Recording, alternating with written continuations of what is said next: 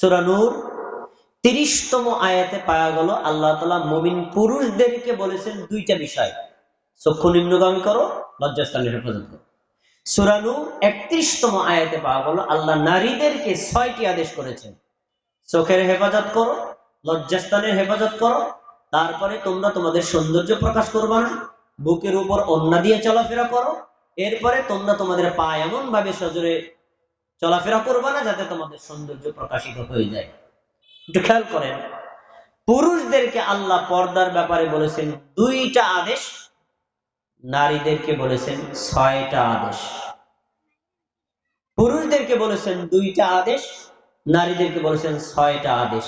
এই 2টি আয়াত থেকে আমরা সংক্ষেপে একটা কথা বের করতে পারি, হিজাব বা পর্দা হলো এমন বিধান, একজন পুরুষ যতটুকু সতর্ক থাকবে একজন নারীকে তার চাইতে 3 গুণ বেশি সতর্ক।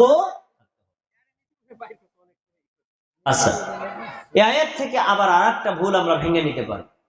আমরা যারা মনে করি নারীরাই বোরকা ফেলা চলাফেরা করবে, আমরা যেখানে ইচ্ছা যা ইচ্ছা করবো আর দেখবো, এই বিধান শুধু নারীদের জন্য, আমাদের জন্য না। এই ভুলটাও আল্লাহ ভেঙে দিয়েছেন। আল্লাহ তাআলা পর্দার ব্যাপারে প্রথমে বলেছেন পুরুষদেরকে, তারপরে বলেছেন নারীদেরকে। তাহলে পর্দার বিধান কি শুধু নারীদের জন্য না পুরুষের জন্য?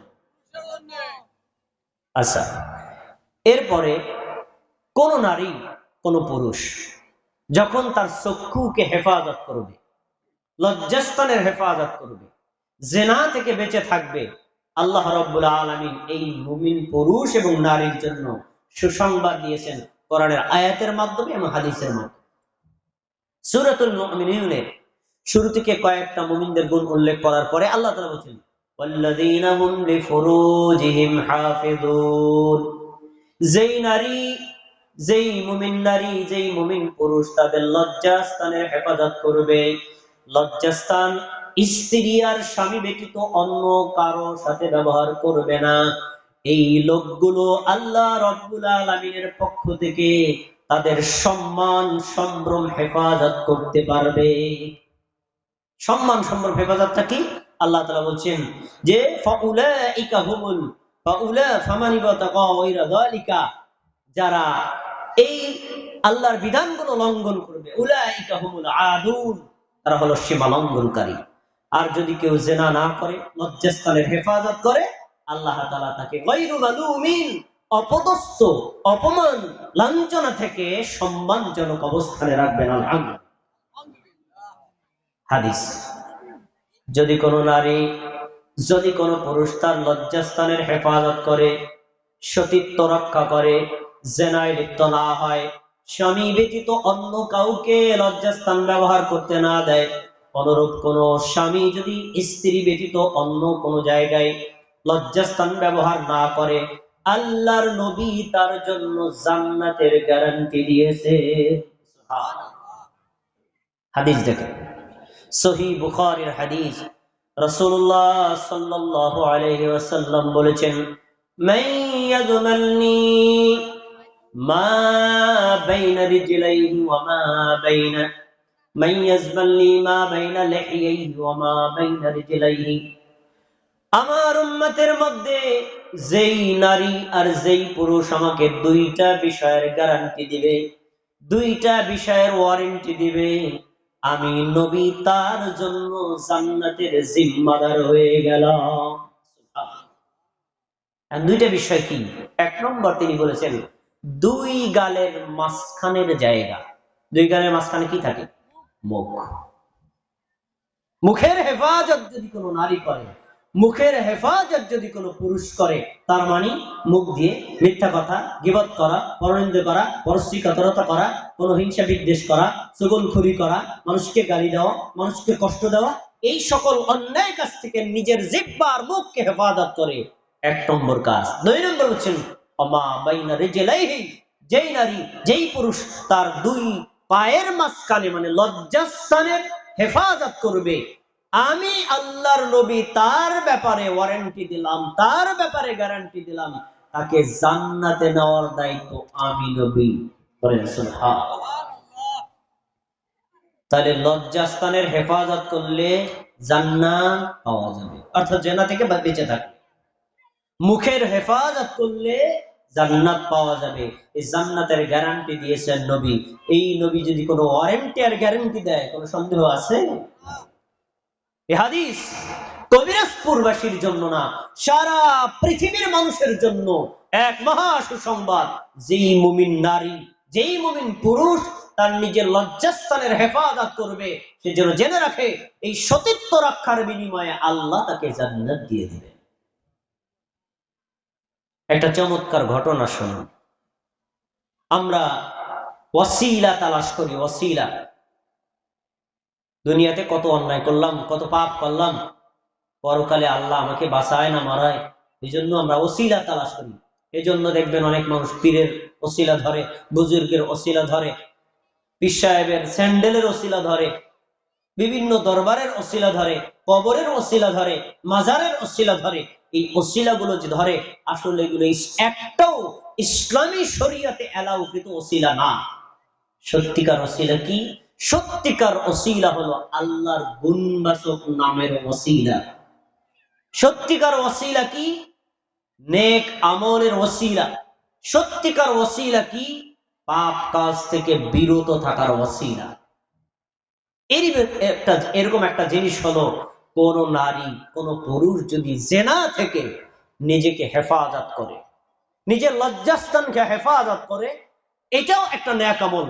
এবং এই নেক আমলের ওসিলা দিয়ে যদি আল্লাহর কাছে দোয়া করে, আল্লাহ তাআলা দোয়া কবুল করেন। বলেন আলহামদুলিল্লাহ। দলিল বুখারীর হাদিস, রাসূলুল্লাহ সাল্লাল্লাহু আলাইহি ওয়াসাল্লাম বলেন, ইব্রাহিম আলাইহিস সালাতু ওয়াস সালাম তার স্ত্রী সারা আলাইহিস সালামকে নিয়ে হিজরত করছিলেন। যেই এলাকা দিয়ে, যেই জমিনের উপর দিয়ে, যে রাজত্বের উপর দিয়ে যাচ্ছিলেন, ওই এলাকায় একজন বাদশা ছিল, রাজা ছিল। সে ছিল স্বৈরাচার, জালিম আর লম্পট, জেনাকারী।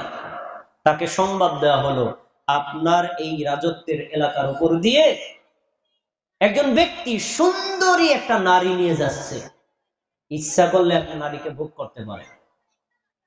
তিনি বলেন, ডেকে নিয়ে এসো, ডেকে নিয়ে এসো। পরে সংক্ষেপ করে বলছি, ইব্রাহিম আলাইহিস সালামকে ডেকে নেওয়া হলো, তার সাথে কথা বলে তাকে ছেড়ে দেওয়া হলো। তারপরে তার স্ত্রী সারাকে রাজপ্রাসাদে ডেকে নেওয়া হলো।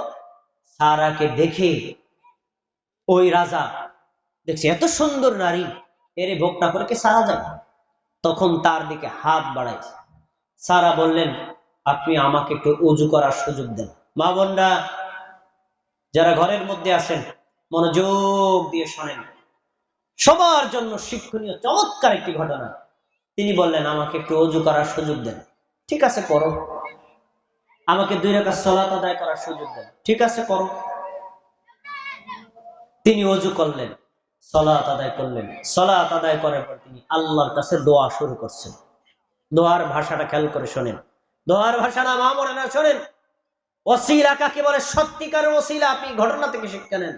তিনি বলছেন, আল্লাহুম্মা ইন কুনতু আমানতু বিকা, হে আমার আল্লাহ, আমি যদি আপনার উপরে ঈমান এনে থাকি, ওয়া রাসূলিকা, আপনার রাসূল ইব্রাহিমের উপরে যদি আমি ঈমান এনে থাকি, ওয়া আহসানতু ফারজি ইল্লা আলা যাওজি, আমি আমার লজ্জাস্থানের যদি হেফাজত করে থাকি, অর্থাৎ আমার লজ্জাস্থান আমার স্বামী ব্যতীত, বৈধ স্বামী ব্যতীত অন্য কাউকে যদি ব্যবহার করতে না দেই, মানে আমি জিনা থেকে নিজেকে, সতীত্বকে রক্ষা করে চলি, তাহলে আজকে আপনি বলে তুসাল্লিত আলাইয়াল কাফির, এই জালিম বাদশা, এই কাফের বাদশা যেন আমার লজ্জাস্থান নষ্ট করতে না পারে, আমার সতীত্ব নষ্ট করতে পারে না, আমার সম্ভ্রম যেন রক্ষা করতে না পারে, আপনি আমাকে রক্ষা করেন। বলেন সুবহানাল্লাহ।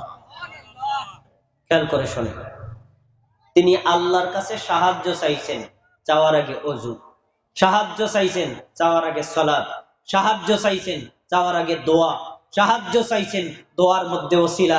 1, আল্লাহর উপর ঈমান আনার ওসিলা। 2, রাসূলের উপর ঈমান আনার ওসিলা।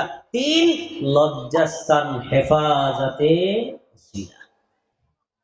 3টা ওসিলা দিয়েছেন। এখন এই 3টা ওসিলাই বিশুদ্ধ।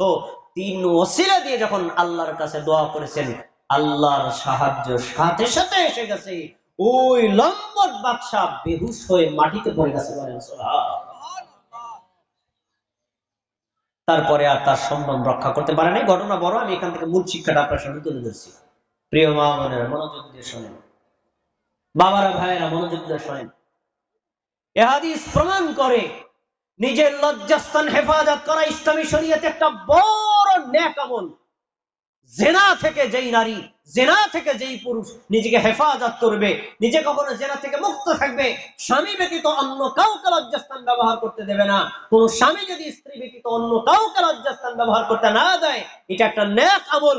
এই নেক আমলের ওসিলা যদি দোয়া করে, সাহায্য করবেন কে? আল্লাহ। তাহলে আমরা এখান থেকে যে শিক্ষাটা পাই, একজন মুমিন নারীর, একজন মুমিন পুরুষের উচিত জেনা করা না নিজের লজ্জাস্থানকে হেফাজত করা। তাই আজকের এই পর্দার বিধানগুলো থেকে আমরা এই শিক্ষাটা নিই।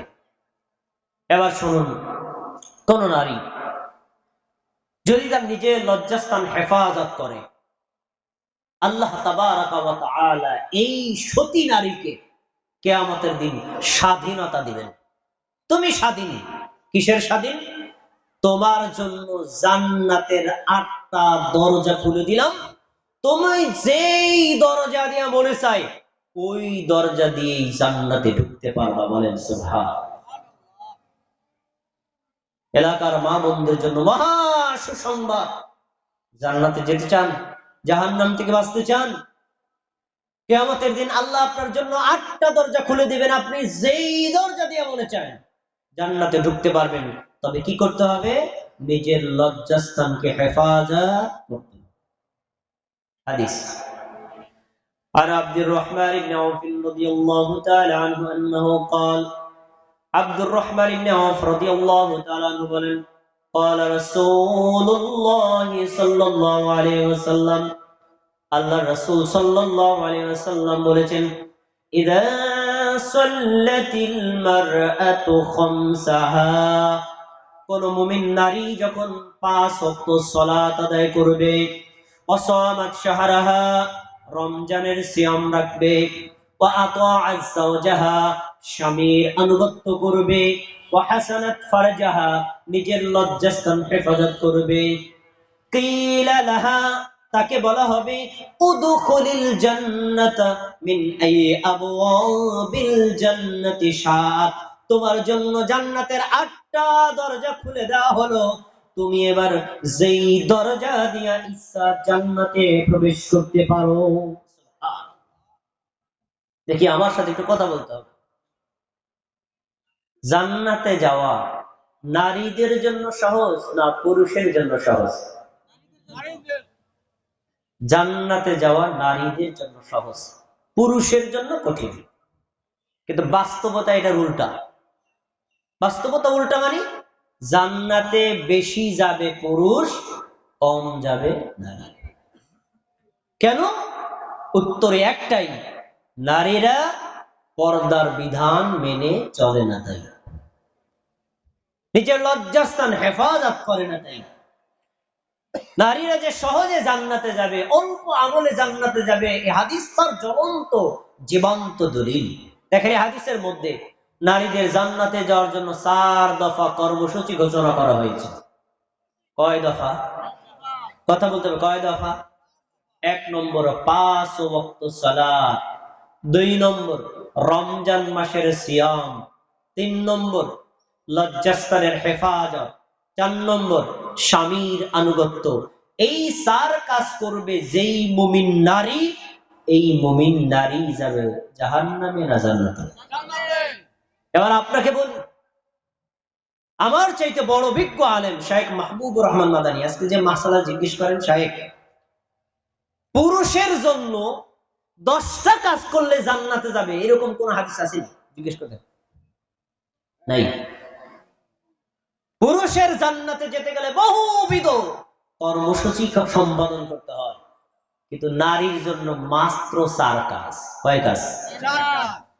তাহলে জান্নাতে যাওয়া নারীর জন্য সহজ না কঠিন? সহজ। তাই অত্র এলাকাবাসীর মা বোনদের জন্য বড় সুসংবাদ দিয়ে যাচ্ছি, আখিরাতে জাহান্নাম থেকে বাঁচতে চান, আখিরাতে জান্নাতে যেতে চান, জান্নাতের মহা সৌভাগ্যশীল জায়গায় যদি প্রবেশ করতে চান, আপনি 4 কাজ করবেন। 5 ওয়াক্ত ফরজ সালাত আদায় করবেন, রমজান মাসের সিয়াম রাখবেন, নিজের লজ্জাস্থানের হেফাজত করবেন, স্বামীর আনুগত্য করবেন, আল্লাহ আপনাকে ইজি জান্নাতে প্রবেশ করায় দিবেন। সুবহানাল্লাহ। হাদিস কেন বলেছি? এর ভিতরে একটা অংশ আছে নিজের লজ্জাস্থানের হেফাজত করা, মানে পর্দা মেনটেন করা, চলা, নিজের সম্মান, সম্ভ্রম, আত্মমর্যাদাকে রক্ষা করে চলা, বেপরদায় চলাফেরা না করা। এই হাদিস তার প্রমাণ। প্রিয় ভাইরা, সময় সংক্ষিপ্ত, অনেক কথা আছে, আমি সংক্ষেপে কয়েকটা গুরুত্বপূর্ণ কথা আপনাদের সামনে পেশ করছি। পর্দার বিষয়ে আমাদের সমাজে অনেক মা বোন ভুল জগতে বসবাস করে। ভুল জগতে বসবাস মানে তাদেরকে বলা হয়েছে যা, তারে করা উল্টা কাজ করে, যা বলে তার উল্টা করে। যেমন রাসূলুল্লাহ সাল্লাল্লাহু আলাইহি ওয়াসাল্লাম পুরুষদেরকে বলছেন, তোমরা তোমাদের টাকনুর উপরে পোশাক পরবা। তার মানে পুরুষের টাকনু খোলা থাকবে, দেখা যায়। আর নারীদেরকে বলছেন উল্টা, তোমরা তোমাদের পা ঢেকে রাখবা। এখন আপনি বাস্তবে গিয়ে দেখেন, যদি শহরের কোনো বাজারে মার্কেটে যান, 10 জন পুরুষকে দেখলে দেখবেন 10 জনের ভিতরে 9 জনের প্যান্ট টাকনুর নিচে। আর 10 জন মাকে বোনকে যদি দেখেন, দেখবেন 10 জনের মধ্যে 8 জনেরই টাকনু খোলা, তার পায়জামা, তার সালোয়ার থাকে উপরে। তার মানে টাকনু খোলা রাখা হয়। তাহলে আল্লাহর নবী বললেন কি আর আমরা করি কি? উল্টা। এরকম একটা দৃষ্টান্ত আপনার সামনে পেশ করছি, আপনারা একটু বুঝে সে উত্তর দিবেন। মা বোনরা যারা আড়ালে থেকে আমাদের কথা শুনছেন, খুব খেয়াল করে কথাগুলো শুনুন, উত্তর দিবেন আপনারা। আমি আপনাদের জিজ্ঞেস করব, আমার স্ত্রী আর আমার কন্যা, খেয়াল করে শুনতেছেন সবাই? আমার স্ত্রীর বয়স উদাহরণস্বরূপ ধরেন 40 বছর, আমার কন্যার বয়স 15 বছর। বাড়িতে মাত্র একটা বোরকা আছে। সবাইকে আমার কথা শুনতেছেন? একটা বোরকা আছে। এখন আমার স্ত্রী এবং আমার কন্যা দুইজনেরই বাড়ি থেকে বের হওয়া দরকার। বলেন তো বোরকাটা পরবে কে? কে পরবে?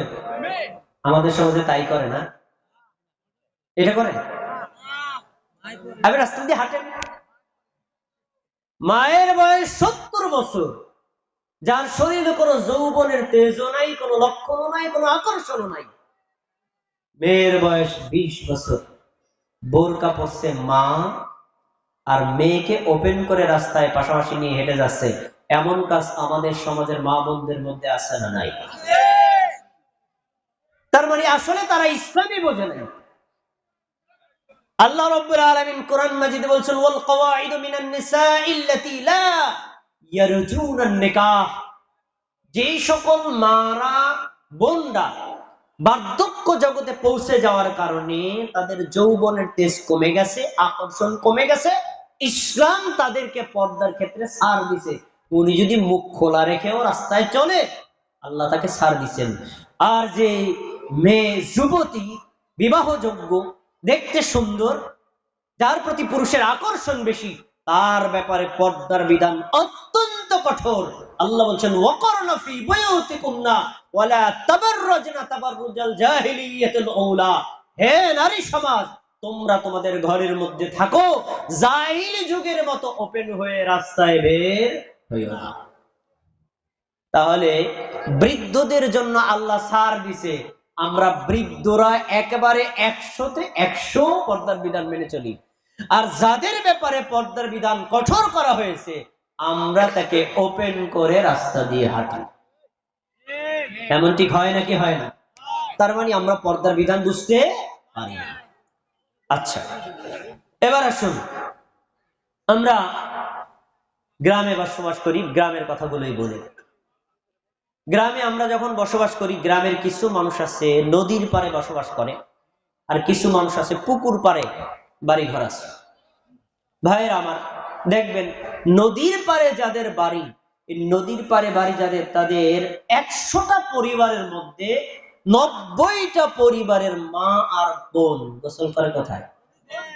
তার মানে আমার থেকে আপনারা বেশি ভালো জানেন কোথায় গোসল করে। একজন মা, একজন বোন যদি নদীতে গোসল করে তাহলে তার পর্দার বিধান ঠিক থাকে না? রাসূল সাল্লাল্লাহু আলাইহি ওয়াসাল্লামের আমল দেখেন। আল্লাহ রাসূল সাল্লাল্লাহু আলাইহি ওয়াসাল্লাম যখন গোসল করতেন তখন তিনি একজন দাসকে অথবা তার কন্যাকে অথবা অন্য কোনো লোককে বলতেন, তোমরা আমাকে একটু পর্দা দিয়ে আড়াল করে রাখো, আমি পর্দার ওই পাশ থেকে গোসলটা করি। বলেন সুবহানাল্লাহ। পর্দার আড়াল থেকে গোসল করতেন কে? কথা বলেন কে? তিনি কি নারী না পুরুষ? একজন পুরুষ হয়ে মুহাম্মদ সাল্লাল্লাহু আলাইহি ওয়াসাল্লাম যদি পর্দার আড়ালে থেকে গোসল করতে পারেন, পর্দার আড়ালে থেকে নিজের লুঙ্গিটাকে পরিবর্তন করতে পারেন, একজন নারীর জন্য কি এই বিষয়টা দরকার কম না বেশি? আরো বেশি। অত্যন্ত দুঃখের বিষয়, অত্যন্ত কষ্টের বিষয়, আমাদের সমাজের বহু মা, বহু বোন, তারা 5 ওয়াক্ত নামাজও পড়ে, হাতে তাসবিহ নিয়ে চলাফেরাও করে, সকাল সন্ধ্যা জিকিরও করে, পীরের মুরিদও, পীরের দরবারে গিয়ে খেদমতও করে, কিন্তু গোসল করে পুকুর পাড়ে। এমন মা বোন আছে না নাই? তার মানে এটা পর্দার কঠিন লঙ্ঘন। এবার হাদিস শোনেন, নবী সাল্লাল্লাহু আলাইহি ওয়াসাল্লাম বলেছেন, কোন নারী যেন তার নিজের ঘর ব্যতীত অন্য কোন জায়গায় নিজের কাপড় পরিবর্তন না করে।